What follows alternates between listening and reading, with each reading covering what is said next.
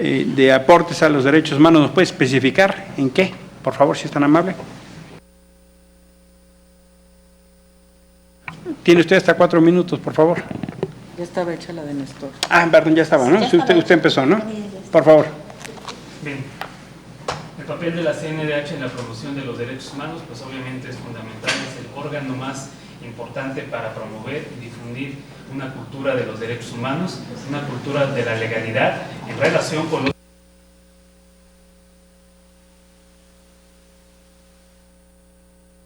Por favor, el reloj a ceros. Gracias. El reloj a ceros. Por favor, el reloj a ceros. Regrese a ceros, por favor. A ceros, ¿no? El reloj a ceros. La economía procesal. Aquí está de una vez la presidenta.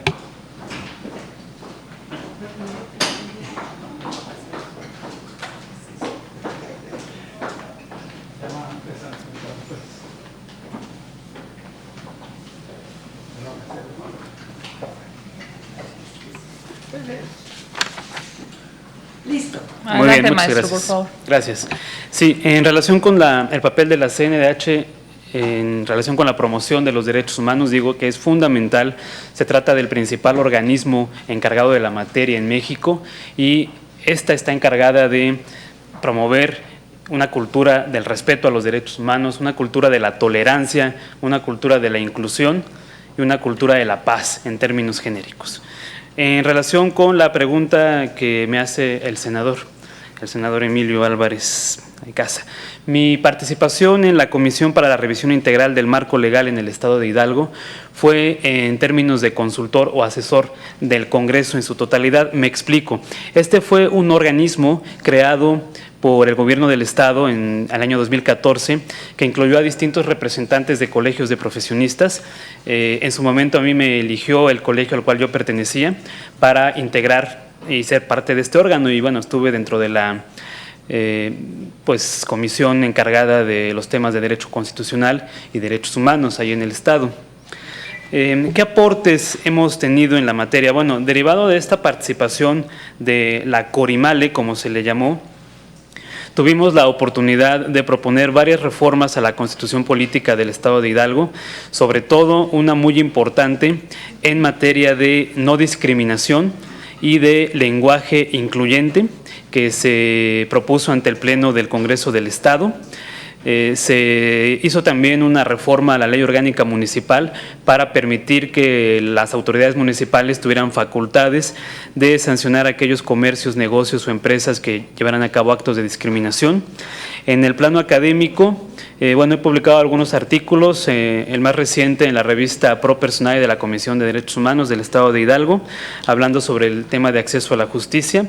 También con este mismo tema, el derecho humano como acceso a la justicia, participé en el Congreso Nacional de la Barra de Abogados en la ciudad de Puebla en el año 2014. Tengo una tesis de maestría que habla sobre el litigio estratégico y su relación con la democracia en México, y soy presidente de una organización de la sociedad civil en el Estado de Hidalgo, en donde estamos dedicados fundamentalmente a la asesoría jurídica gratuita a grupos vulnerables, a personas en condiciones de vulnerabilidad o de escasos recursos. Y también realizamos distintas actividades académicas, impartimos talleres, conferencias en universidades, sector público y ante otras organizaciones de la sociedad civil. Muchas gracias, doctor, muy amable, gracias por su presencia esta tarde. Gracias. Tiene ahora el uso de la palabra el doctor Gustavo Adolfo Roque López. Gracias, maestro Romero García. Gracias. Muchas gracias.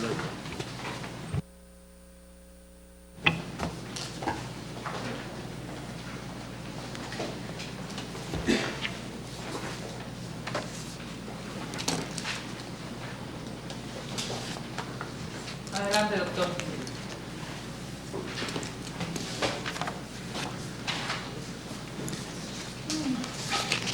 Senadora Presidenta, senadores presentes. Al conocer las dimensiones de la violencia en México, el pasado 10 de abril de 2019, Michelle Bachelet, alta comisionada de las Naciones Unidas para los Derechos Humanos, concluyó: son cifras de guerra. Guerra es el contexto en el que la Comisión Nacional de los Derechos Humanos debe cumplir con su objetivo esencial de proteger y conocer de quejas de violaciones a los derechos humanos.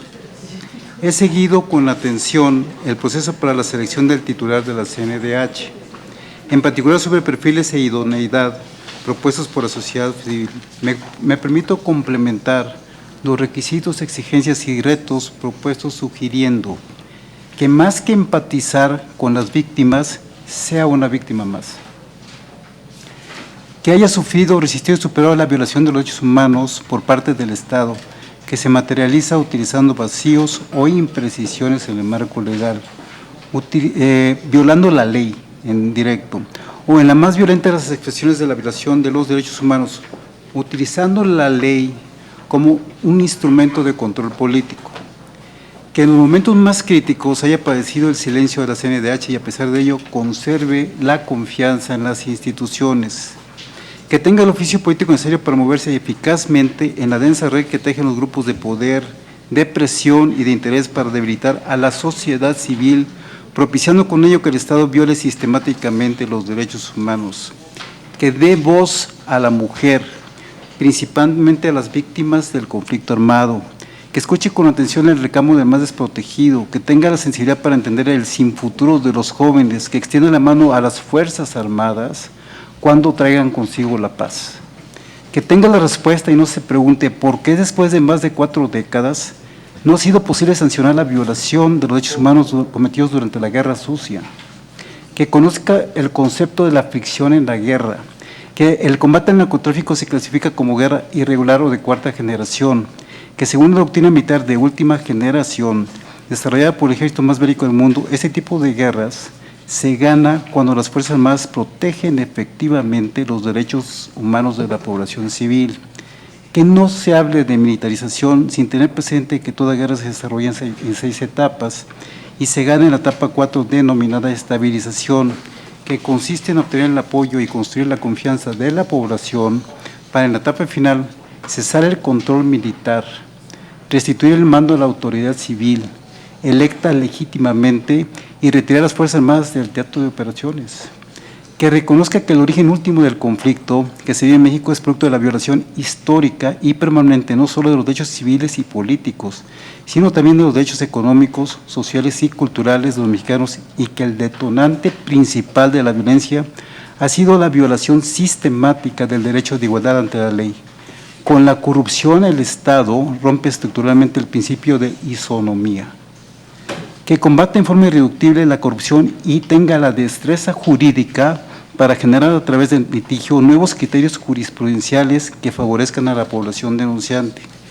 Que entienda que la conducción estratégica de las organizaciones se define por la misión, que para la CNDH debe ser garantizar el desarrollo integral y armónico de las personas en una sociedad en paz, sin violencia, y que incremente gradualmente el índice de desarrollo humano como resultado de la protección efectiva de los derechos humanos, y que el estado futuro deseado para la Comisión se plasma en la visión. La CNDH es un factor determinante para que México sea una nación en paz, libre de violencia, y que se ubique entre los primeros 10 países que más respetan los derechos humanos en el mundo. Que esté consciente de que su gestión como presidente de la CNDH inicia en este foro, decodificando en forma efectiva la complejidad de la representatividad de todos ustedes, senadoras y senadores, que refleja la diversidad del pueblo de México y tenga la habilidad necesaria para demostrar su idoneidad, convenza y obtenga su apoyo. En inmediato es importante prestar atención al derecho a la vida como el derecho humano básico, porque su reconocimiento posibilita todos los demás derechos, así como el derecho a la paz y al derecho a la igualdad ante la ley, que se viola con la corrupción de los gobernantes. Es impostergable que la CNDH asuma la responsabilidad que le corresponde en la construcción de la paz. Para ello debe hacerse acompañar de las víctimas y muy especialmente de las mujeres, cuya participación es esencial para la construcción del proceso de paz. Aplicando la concepción universal de justicia que constituye el valor fundamental de la justicia transicional, la CNDH debe acompañar la activación de las comisiones de la verdad, que rompen la cultura de la negación, documentan las violaciones de los derechos humanos y construyen la memoria histórica. Apoyar las reparaciones individuales, colectivas, materiales y simbólicas. Tutelar y constituirse en garante de los procesos penales contra los responsables de los crímenes más graves y promover las reformas constitucionales, jurídicas e institucionales que se requieran para la paz.